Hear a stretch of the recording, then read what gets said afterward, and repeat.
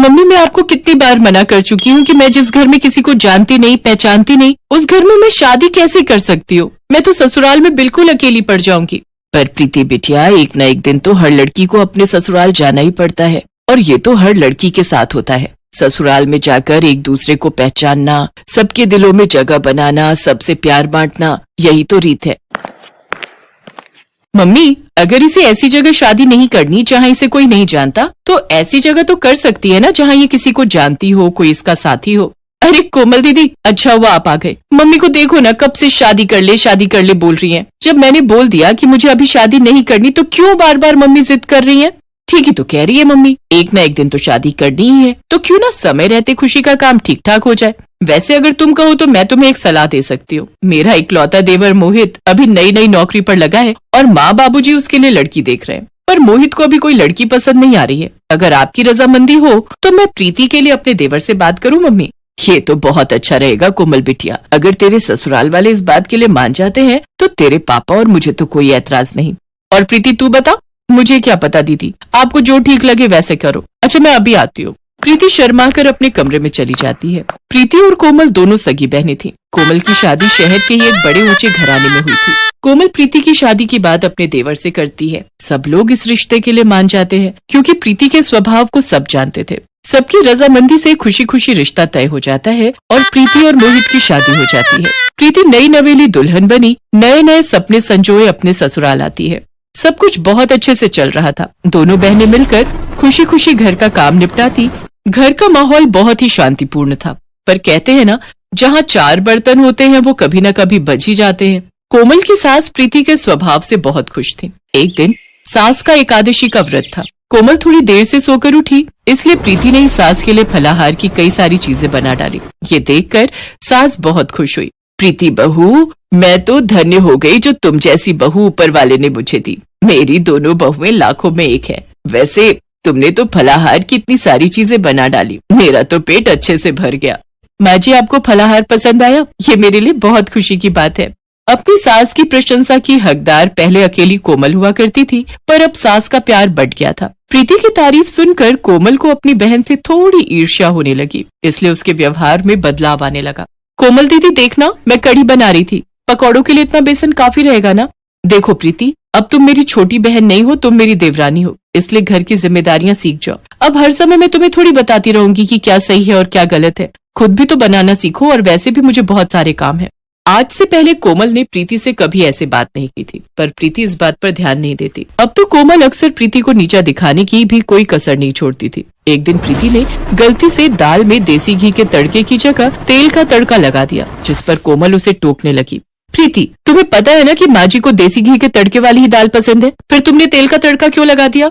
दीदी, वो देसी घी मुझे मिल ही नहीं रहा था। मैंने पूरी रसोई में देखा, इसलिए मैंने तेल का तड़का लगा दिया। 6 महीने तुम्हारी शादी को हो गए हैं, कब तक मैं ही रसोई के सामान की देखभाल करती रहूंगी? तुम्हें भी तो देखना चाहिए। देसी घी हमेशा भंडार घर में रखा होता है, एक बार वहाँ जाकर देख लेती, कम से कम ये गलती तो ना होती। एक बात कान खोलकर सुन लो, यहाँ तुम मेरी बहन नहीं देवरानी हो। कभी ये सोचो कि दीदी दीदी करके तुम मेरी मदद लेकर घर में सबकी तरफदारी बटोरती रहोगी और मैं चुपचाप देखती रहूंगी। कोई बात नहीं कोमल बहू, इस पर इतना गुस्सा होने वाली क्या बात है? कभी कभी देसी घी ना हो तो तेल के तड़के वाली दाल खाने में मुझे कोई परेशानी नहीं है। और वैसे भी तेल के तड़के में भी दाल बड़ी स्वादिष्ट लग रही है। मुझे प्रीति ने ऊपर से सफेद मक्खन डाल कर दिया था, और मखनी दाल तो मक्खन डालकर वैसे ही बहुत स्वादिष्ट हो जाती है। प्रीति की तरफदारी करती अपनी सास को देखकर कोमल गुस्से से भर जाती है और पैर पटकती हुई अपने कमरे में चली जाती है। कोमल ने प्रीति से बात करना भी बंद कर दिया था। इस वजह से प्रीति का मन बहुत परेशान रहता था। कोमल की आंखों पर तो जलन की पट्टी बंधी हुई थी।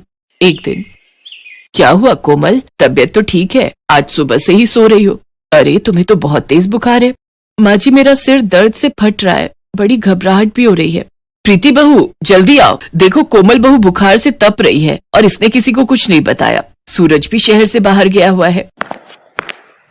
कोमल दीदी, आपने मुझे बताया क्यों नहीं? घबराओ नहीं, मैं अभी मोहित को फोन करती हूँ, वो ऑफिस नहीं पहुंचे होंगे, रास्ते में ही होंगे। हेलो मोहित, आप तुरंत घर आ जाओ, दीदी की तबीयत ठीक नहीं है, वो बुखार से तप रही है, मुझे तो बहुत घबराहट हो रही है। घबराओ नहीं प्रीति, मैं अभी आता हूँ, चिंता मत करो। प्रीति दीदी दीदी करके रोना शुरू कर देती है। इतनी देर में मोहित घर आ जाता है। वो लोग कोमल को लेकर अस्पताल पहुंचते हैं। कोमल का बुखार सिर पर चढ़ गया था। प्रीति अपने मम्मी पापा को भी फोन कर देती है।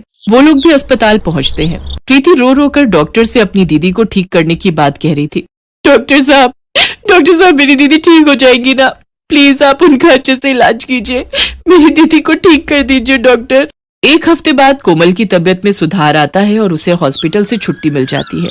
प्रीति ने कोमल की अस्पताल में भी बहुत सेवा की और घर आने के बाद भी उसका बहुत ध्यान रखा। प्रीति अकेले ही घर का सारा काम निपटाती और साथ ही साथ कोमल की भी बहुत देखभाल करती थी।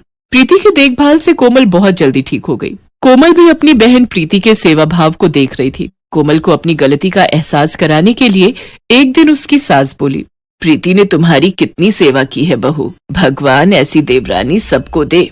अपनी सास के मुंह से ये शब्द सुनकर कोमल की आंखें भर आई। तभी प्रीति बोली, देवरानी नहीं बहन उमा जी, बहनों में तो ऐसे मनमुटाव चलते ही रहते हैं। जब हम छोटे थे तब भी तो हम झगड़ा करते थे, तब क्या हमारा रिश्ता खत्म हो गया? और कोमल दीदी, आपको क्या लगता है थोड़ी बहुत लड़ाई झगड़े से हमारा रिश्ता खत्म हो जाएगा? तो आप गलत हैं। मैं आज भी आपकी बहन हूँ, मैं कल भी आपकी बहन थी और आगे भी मैं आपकी बहन ही रहूंगी। देवरानी मुझे कभी मत समझना और ना कभी बोलना। प्रीति मेरी प्यारी बहन। प्रीति और कोमल एक दूसरे के गले लग जाती हैं। सास की आंखें भी खुशी के आंसुओं से भर जाती हैं। आज दो देवरानी जेठानी नहीं बल्कि दो बहनों का मिलन हुआ था। अंजलि गांव की सीधी सादी लड़की है। उसकी शादी को 2 साल बीत चुके हैं। उसके पति का नाम राजीव है और वो दोनों शहर में रहते हैं। राजीव वैसे तो नेक दिल इंसान है, लेकिन पराई औरतों के सामने वो पिघल जाता है। इसीलिए अंजलि हमेशा चिंता में रहती है। ऑफिस से आने के बाद हर रोज अंजलि राजीव का फोन चेक करती है। क्या अंजलि, तुम हमेशा मेरे ऊपर शक करती रहती हो? मुझे तुम्हारे ऊपर कोई भरोसा नहीं है। पता नहीं बाहर क्या क्या करते रहते हो। अंजलि को हमेशा शक लगा रहता है। इसमें अंजलि की कोई गलती नहीं है। ऐसे ही दिन बीतते रहते हैं। इतने में अंजलि गर्भवती हो जाती है और डॉक्टर साहब अंजलि को घर का कामकाज करने से मना कर देते हैं। अंजलि राजीव से कहती है, डॉक्टर साहब ने तो मुझे कोई काम करने से ही मना कर दिया है, अब क्या होगा? एक काम वाली बाई रखनी होगी। तुम चिंता मत करो, मैं सब कुछ संभालूंगा। राजीव काम वाली बाई की खोज करता है और 2 दिन बाद रूपा नाम की एक औरत घर पर चली आती है और कहती है, मैंने सुना है आप लोग काम वाली की तलाश में हो, मुझे रख लो, मैं बहुत अच्छा काम करती हूँ। रूपा की उम्र 30 के आसपास है और वो बहुत सुंदर भी है। रूपा को देखकर राजीव पिघल जाता है और कहता है, हाँ, हम तुम्हें रख सकते हैं, बिल्कुल रख सकते हैं। लेकिन अंजलि ने कहा, नहीं रुको, पहले जांच तो कर लेते हैं कि इसका घर कहाँ है, ये आई कहाँ से है। उसकी क्या जरूरत है अंजलि, अभी हमें काम वाली की जरूरत है, हम इसे रख लेते हैं। राजीव अंजलि की बात नहीं सुनता है और रूपा को काम पर रख लेता है। रूपा घर के कामों में लग जाती है, मगर उसके काम से अंजलि बिल्कुल खुश नहीं है। वो हर काम आधा अधूरा करती है और काम से ज्यादा समय सजने धजने में लगा देती है। राजीव तो बस रूपा को देखता ही रहता है। राजीव, अभी तक तुम तैयार नहीं हुए हो, आज ऑफिस नहीं जाओगे? नहीं अंजलि, आज अच्छा नहीं लग रहा है। अंजलि आराम करती रहती है और राजीव बैठकर पूरा दिन रूपा को देखता रहता है। अरे साहब, क्या देख रहे हो ऐसे? तुम्हें देख रहा हूँ रूपा, तुम कितनी सुंदर हो। ये सुनकर रूपा शर्मा जाती है और कहती है, ऐसे ना बोलो साहब, मालकिन सुन लेगी तो बवाल हो जाएगा। तो फिर आज रात को जब तेरी मालकिन सो जाएगी तब घर के बाहर चली आना, हम दोनों बहुत गप्पे लड़ाएंगे। यहाँ राजीव रूपा का दिल बहलाने में लगा हुआ है और उधर कमरे के अंदर बैठकर अंजलि सोच रही है, आखिर राजीव को हुआ क्या है? जो रोज ऑफिस जाने के लिए मरता था वो आज ऐसे ही घर पर क्यों बैठा है? कुछ तो गड़बड़ है।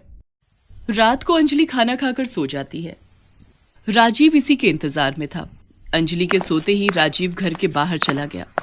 रूपा भी चली आई और दोनों मिलकर बातें करने लगे। रूपा, तुम्हें पता है तुम्हारे बाल बिल्कुल रेशम जैसे हैं। ऐसा ना बोलो साहब, मुझे शर्म आती है। मैं सच बोल रहा हूँ, और तुम्हारी आंखें इतनी सुंदर हैं कि क्या बताऊं। और तभी अंजलि आ जाती है और दोनों को रंगे हाथों पकड़ लेती है। अच्छा, तो ये चल रहा है यहाँ पर? मैं सो क्या गई, तुम यहाँ काम वाली के साथ गप्पे लड़ा रहे हो?